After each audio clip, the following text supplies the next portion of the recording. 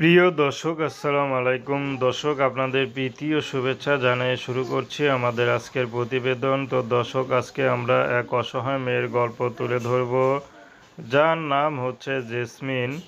জেসমিনের বিয়ে হয়েছিল, তার একটা সন্তান আছে।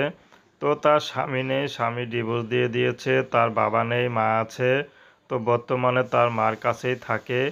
তো জেসমিন কখনো চিন্তা করেনি যে তার স্বামী তাকে এভাবে ফেলে দিবে।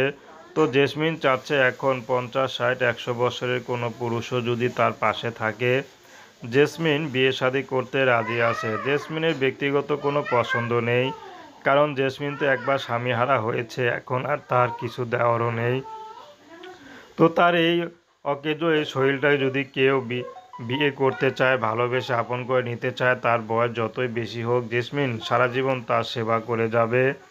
জেসমিন এখন কোথায় যাবে, কি করবে? তার একবার বিয়ে হয়েছে, তার মধ্যে সন্তান আছে, তো তার দেওয়ার মতো তো কিছু নেই। তো জেসমিন একটি কথা, স্বামী যদি বয়স্ক হয় বা তার যদি ঘরে বউ বাচ্চা থাকে, ইয়াং বয়স যেমনই হোক, যদি তাকে একটু আপন করে নিতে পারে, জেসমিন যা কিছু আছে সব কিছু তাকে উজাড় করে দিবে।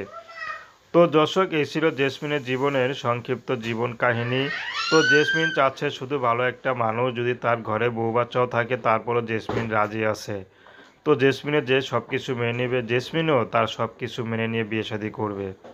তো প্রেম, ভালোবাসা, সাহায্য, সহযোগিতা, বিয়ে শাদী করা একান্ত আপনাদের ব্যক্তিগত ব্যাপার। তো আসুন আমরা 5 ওয়াক্ত নামাজ পড়ি, সর্বদাই দেশের সেবা করি। আসসালামু আলাইকুম রহমতুল্লাহি আবরকাতুহু।